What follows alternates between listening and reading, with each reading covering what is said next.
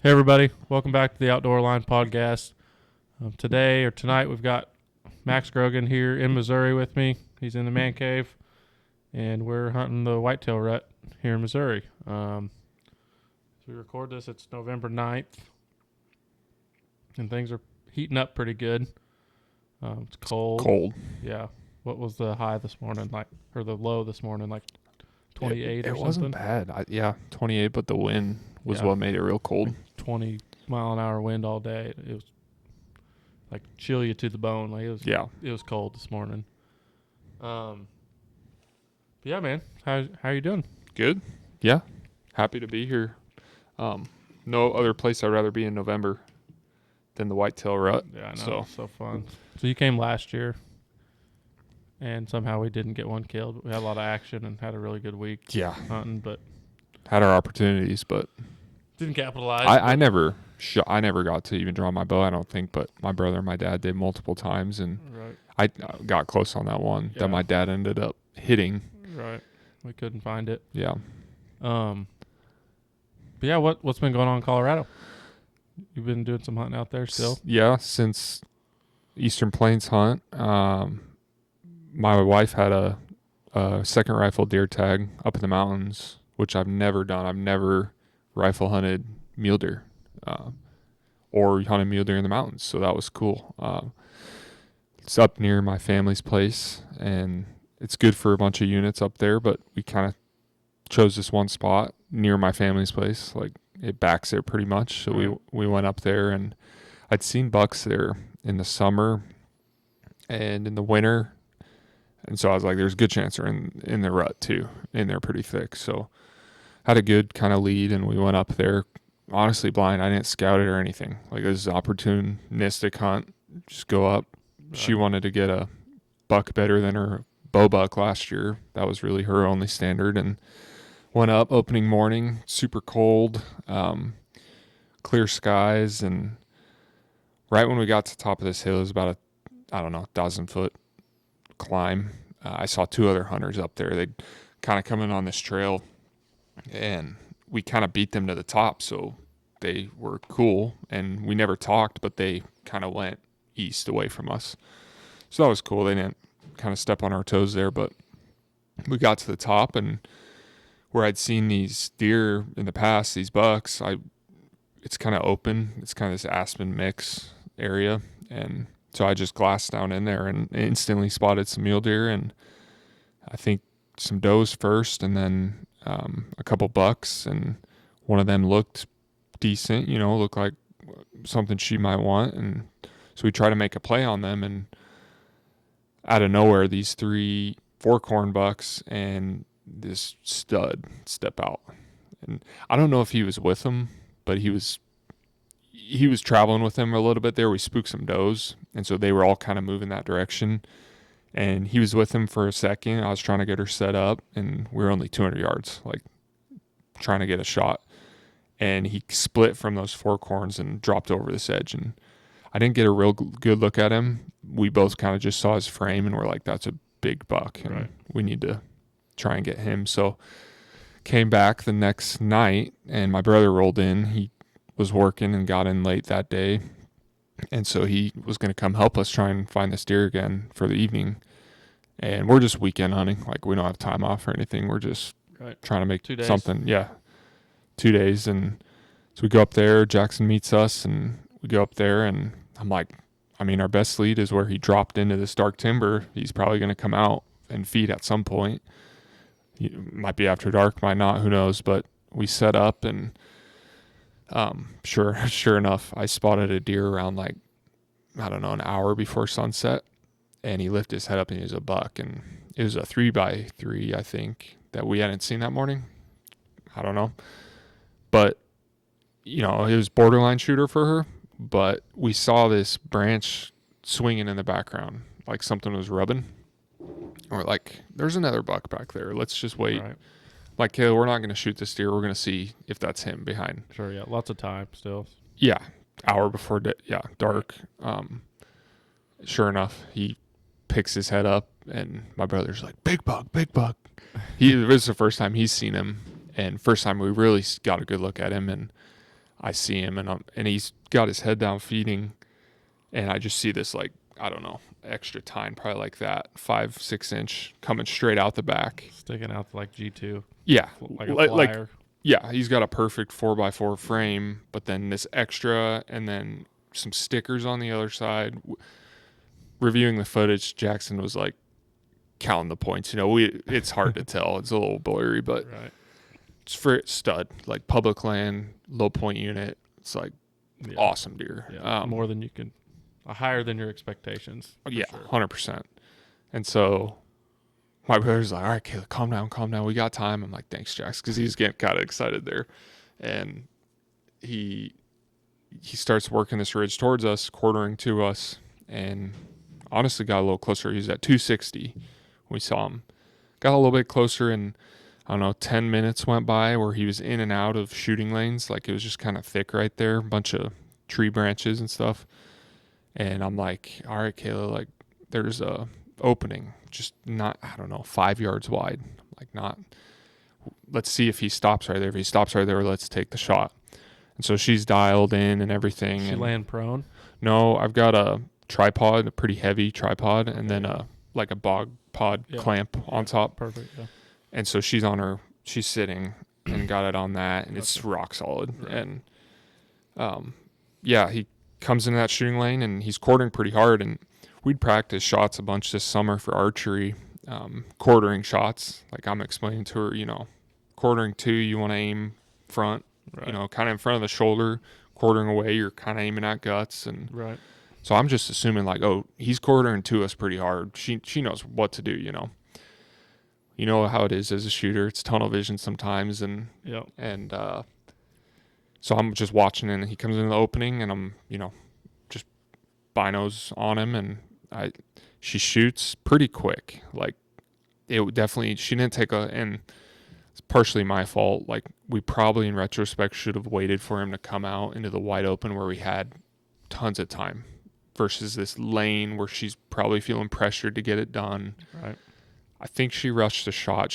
I saw dirt fly right when she shot back, and so I didn't know if it went through him and hit dirt or what. But he goes running, other buck leaves, and he runs towards us a little bit and stops. And, I told her to cycle around, and she cycles one, but she can't find him again. She's all zoomed in and kind of, adrenaline going, and she's like, I can't find him. And I'm chaotic at that point. Yeah. Jackson's like, put the gun on him. And so I grabbed her gun and got it where I could see he went, and he was behind some stuff. And yeah, she never could get on him. He kind of saw us rustling around and left, but Jackson got a good look at the hit. It was basically, I think she probably missed 10 inches right, but that was how he was quartering. That was the back of the leg, like on the very edge. Offside leg. Offside. Yep. Or off. Yeah. Other side. Yeah. It skimmed that back leg. Like barely. He looked fine running away. I don't even know if it did any damage. Yeah. We found tiny bit of blood, some meat and hair. Not good signs. And we went back the next day and gridded a bit, and we tracked him a little bit and couldn't turn him up. Jackson actually found a sweet deadhead that had a pretty big flyer coming off the side. Right. Same kind of genetics. Yep. But that was kind of a sign, like, found that deadhead, not going to find him. So right. Yeah. That's cool though. Cool. You saw a big buck. It was cool. Yeah. We went back the next weekend and never could turn him up again, but I've got some cameras up there. Maybe we'll catch him on the cameras. Quite a bit of hunting pressure in that area, so I don't know if someone else might have killed him, but sure, could have got killed, but never know. It's part of hunting. No, that's unfortunately. Cool, yeah, and especially like Kayla's not shot that many deer. Rifle hunt, like you and I grew up hunting every year, and it becomes like second nature to get on a deer and make a lethal shot or make a good shot, or especially with a rifle, like where to aim just naturally, and it's easy to find them back in the scope, and like just that stuff takes lots of experience. If you're not used to it, to be quick at it and be good at it. Yeah. So yeah, and I kind of took it for granted because we bow hunt mostly. So you pick up a rifle, you're like, okay, this is easy, and you forget the little things sometimes. Yeah, so. that's for sure. So But no, that's Yeah. exciting at least. It was fun. Yeah. I want to rifle hunt mule deer in the rut more. That was fun. Yeah, Well, that would be fun. We never do. No. We're always early season and we're done. And Yeah. Yeah, we were walking through snow. It was a lot different Yeah, than that would be October different. early season. That's cool though. Yeah. So you're here now, and we've been hunting. What, you've been here 2 days? Today was the second full day. Second full day. Yep. Rolled in Friday. No big bucks yet. Haven't seen a big buck. You have, your dad has. Yep. It's a matter of Yeah. time. Like, Yeah. and we kind of said that last year too. Like, it's just the time to be in the woods right now. Yeah. So tonight you've seen a bunch of does, and like we were talking about, like, again, a matter of time before a buck rolls through that field, checking all these does just to see, like, a shooter anyway. Yeah. Like this farm you're hunting, there's 2 bucks. They're kind of on the hit list. Mm-hmm. Bowie, and then that other big nice 8. That's yeah. One's a 4-year-old 8, real nice, probably pushing 140 really Yeah. as an 8-pointer, 135 for sure, I would say. Just big frame, tall, just got some mass. beautiful, perfect symmetrical 8-pointer. And then this other buck that has the name Bowie, he's a 5-year-old, and I don't think he'll score 130. It'd be close, but like I'm certain I have pictures of him as a 1.5 old. Like, it's very obviously him, and this is the 5th year of pictures I've got up. I've got 2 sheds off of him. It'd just be cool to. This is his home, isn't it? Yeah, like, I mean, he's just always been right around here. Not a ton. Not like he's a everyday deer, but he's here a lot. And it's funny, like, you got here on Friday evening, and he was there Friday night in daylight. Like, come out right where you've been hunting. So it's just a matter of time before he rolls back through, I think.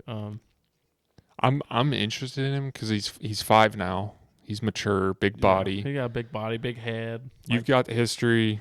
He needs to die. Like, he's not gonna spread good genetics. Right. And people, I've seen people talk about, they got a mature deer in there and they take him out, and then more mature deer move in. And to be honest, I haven't had any like big shooters here this year or last year, and I've barely hunted here on this farm at all.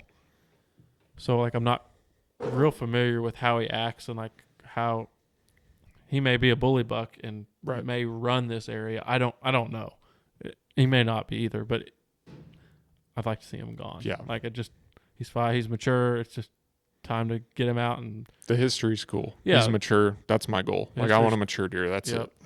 And I've got tons of pictures and videos of him, and I saw him once last year, and just be cool to see him on the ground and put my hands on him and see his crazy legs. Yeah, his legs look weird. Like, he looks like, I don't know what. Like, he looked weird. He's always looked weird. Like, his legs look really long and skinny. Yeah.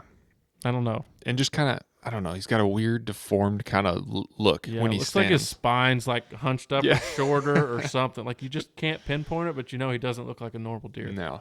Yeah. Like, I think it was this spring or this winter, I'd left a couple cameras out kind of long, No, I'm wrong. It was turkey season. I stuck a couple cameras out in turkey season, like early, and had this buck, no antlers growing yet.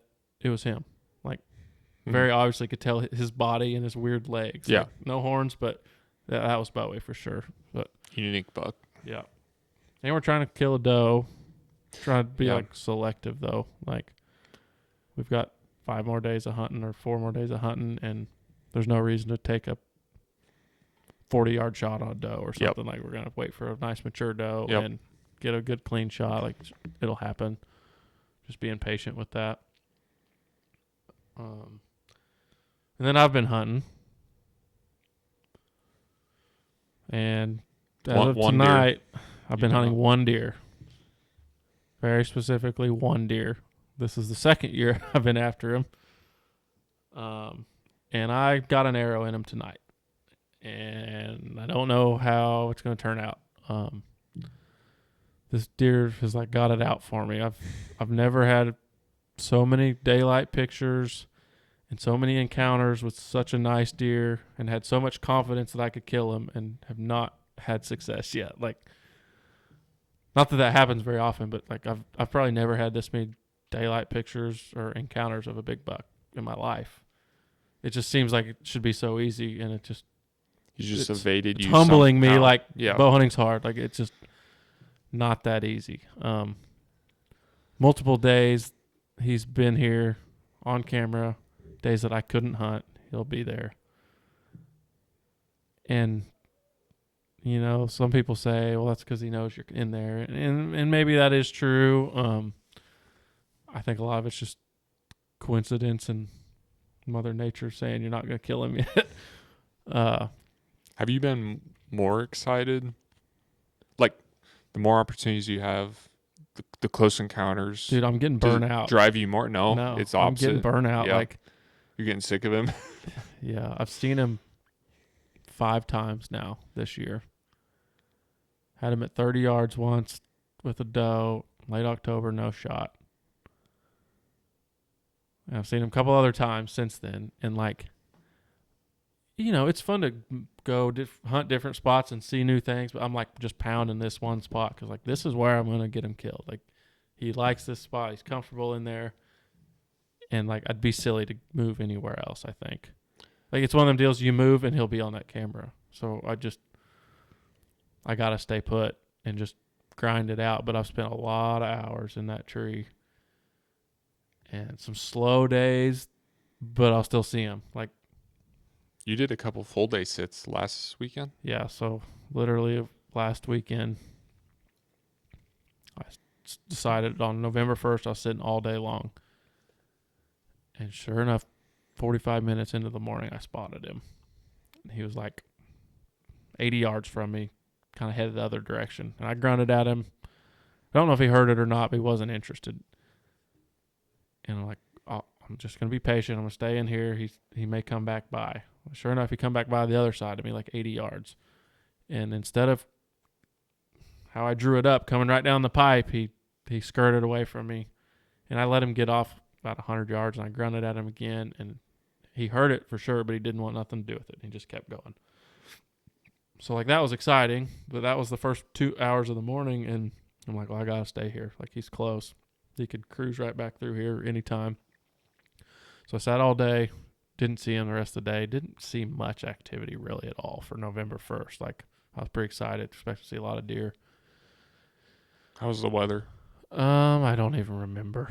The days run together so much. I've been hunting them so much, but I mean, it was decent. Like, yeah, nothing crazy hot or. Oh no, I do remember. It was 45 degrees. Oh, that's good. And rained like for 2 hours that evening, on and off. Like I wasn't wet when I got done, but I wasn't dry. Like, I had, like, it soaked through my coat and stuff a little bit by the end of the day, and I was cold all day.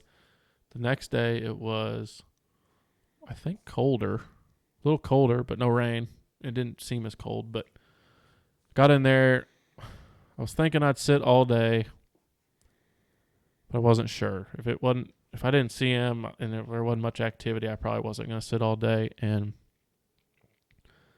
I don't know, it was like noon. I'm like, man, I could just get out for an hour or something and just go warm up because I was cold. And like, I was actually thinking, like, just go get in the truck, turn the heat on, take a 30-minute nap, and come back. Just to get me out of the stand. I was tired of being in the stand, you know. And I checked my cell cameras, and on one of my other cameras, not far from me, he had went through there at 11:45. Tail up, like something spooked him maybe. I don't know. It was kind of strange. And I was like, well, I got to stay put now. Because, like, in the picture, like, he's headed my direction. Doesn't mean that's where he's going, but, like. And so I actually had, like, a little burst of activity right there. I seen 2 spikes and a couple does were up on their feet right there about, like, 1 o'clock. And I don't know. I lost focus, got tired, like, bored, you know. Been sitting in a tree for going on, like, 24 hours on the weekend now. And I was looking at my phone like we're all guilty of, I think, when we're hunting. It was pretty windy that afternoon, and I looked down for my phone, and he was entering my shooting lane at 20 yards, like right there on top of me. Every other deer I see it 75 yards plus away from me, and like, there's time to get ready. I looked down and he was underneath me. Jeez. Walking. And a doe was right there too. I don't know if they were together or not together, but I mean, these deer just appeared underneath me. And I quickly grabbed my bow and got situated how I wanted. And at that point, he was 20 yards behind this small tree with a bunch of leaves on it. I could just barely see him through all the leaves. And either way, he crosses this little ditch. No shot, no shot, no shot, no shot. And he finally comes to this opening and I got him stopped, quartered away, and got on him. And I took my time and squeezed the trigger. I shot him for 30 yards. And it looked perfect, and it went right underneath him. Just right behind the shoulder on my side, just dropped right underneath. I mean, till the last millisecond, I thought I smoked him. And then just suddenly, boom, it dropped underneath him. And he didn't spook. I mean, he run 50 yards and kind of looked around like what was going on. And that was that. I was frustrated. I got down pretty quick just to go check my arrow just to make sure I didn't. Yeah, so you judged a little off, right? Yeah, so thought it was 30 yards. I thought that because I had a deal last year in the same spot, but I forgot I had moved trees, and so it ended up being 36 yards. I ranged it after the fact, so yeah, missed a little far. There was no time to range him. It's a small hole, not one I would want to shoot through anyway, so it's not like I would have pre-ranged it. Just wasn't ideal. Had I not been scrolling on my phone and was actively paying attention, he'd probably been dead at 18 yards right in front of me. Like, picture perfect, just like I dream about it happening, He snuck in. Snuck in the on second me. you weren't Yep. attentive. Yeah, so learned a lesson there, unfortunately. And, like, it's frustrating. You sit all day, and it was 1:34 when he come through, like, middle of the afternoon. Perfect. Yeah, like, I hate shooting deer, like, in the dark. Like, right at dark or right at daylight. Like, kind of, that's when a lot of activity happens. And especially whitetail hunting. It always seems like right at dark is when you get a shot or something. And, like, I always dream about, like, broad daylight. You get to see everything good. You can see exactly where you hit him. The hair you want to aim at. Yeah, you can see if blood's coming out of him if you hit him. Like, you get a better picture and, like, a better mental picture of. Yep. It's just a better experience. And so I ruined that. Like, I had it. Like, that was my chance to have that perfect, cool experience middle of the day. And didn't work out, but that's okay. Anyway, I gave him a break. I couldn't hunt the next day, actually. Couldn't hunt the next couple days. Well, time change is what happened. Time changed that weekend, and now there's no time after work to go hunting. Like, you get off, and if you rush to the stand, you'd have like an hour and 30 minutes of daylight, and it's not worth it to push in there and mess things up. So I'm like, I'm just going to stay out. I'll have to stay out till next weekend. Well, he wasn't there Monday. Tuesday morning, he was there. 6:31. Wednesday morning, he was there. 7:20 something, like broad daylight. And I was just like, oh my gosh. So Thursday, I'm like, I got to go. 2 days in a row, he's been here in daylight. Like, he's just cruising. He's looking for does. He's checking this spot, coming through this kind of pinch point here. And so I went into work late Thursday and hunted a few hours that morning. Didn't see him. Didn't hardly see any deer. Frustrating. But anyway, fast forward to this weekend and hunted yesterday. Never saw him. And tonight I saw him. Had a picture of him on my other camera. Broad daylight. Should have been hunting over there, I guess, but whatever. And I actually had the thought to get down and go that direction when I got that picture. I was like, it's the rut. I could slip up there clean and be on the ground and grunt and get him within bow range maybe, and just maybe get him to come check me out. And I thought, you know what? As bad as my luck is, if I do that, I'll have him on camera by this stand. Yep. Like, it's just, I'm being too creative. I need to just stay in my stand and ride it out. There's always tomorrow, there's going to be more opportunities. No reason to get that aggressive. So I stuck it out, and sure enough, here he come, right at dark tonight. And kind of where I'm at, it's kind of in a hole. So I say right at dark. There's probably 15 minutes of shooting light left. Why is What is he doing at dark going in there? He's just cruising. Like he's Yeah. just moving, and like this little spot he's just real comfortable in, and I feel like it's just a spot he checks. I've seen some does bed right here close before, and it's kind of always so he's just cruising, out looking, which was good because a lot of people have talked about deer being locked down early this year, and I've wondered if he's been locked down the last few days, but based on seeing him by himself moving tonight, I would say he's not. Well, yeah, I saw 10 does tonight. No mature bucks on them. Yeah. So maybe they've got a doe of that group split off, or they're just not. It's just not. They're not ready yet. Yeah. So, which is good. I mean, it's coming any day. I think I heard someone say peak rut was supposed to be like the 11th here or something, which is in 2 days, maybe the 12th. But anyway, I spotted him. It's pretty brushy right in here, so it was like 50 yards when I saw him. So I started. So he's heading to you. Like you got like 10 minutes of light. Yeah, it looks like he's gonna do it just like they're supposed to, just like how I dream it up, just like how he did in the daylight the other day. Like he's coming right down this ditch and gonna cross this ditch in front of me and be right at 20 yards, it seems like.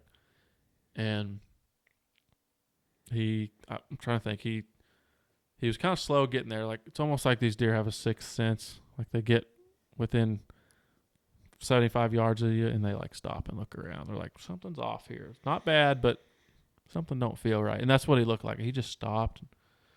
And I'm trying to get turned in my saddle, a little different position, and trying to do that while he's moving. And every time I would, he'd like stop and look. Like, I mean, I felt like I was being quiet. It was kind of windy tonight, covering up sound, And man, once I got nervous, like I think he just saw me. Like I'm gonna screw this up already, but he didn't. He kept coming, so I got situated, got my bow, was ready to go. And he's like approaching this ditch that he has to cross, and when he crosses this ditch, like it's game on. Like that's where I can shoot him, and I could shoot him across the ditch too, but I'd just rather him come on in, And so he's on the other side of the ditch, and I go ahead and draw my bow back just to be ready. I don't want to draw while he's at 18 yards.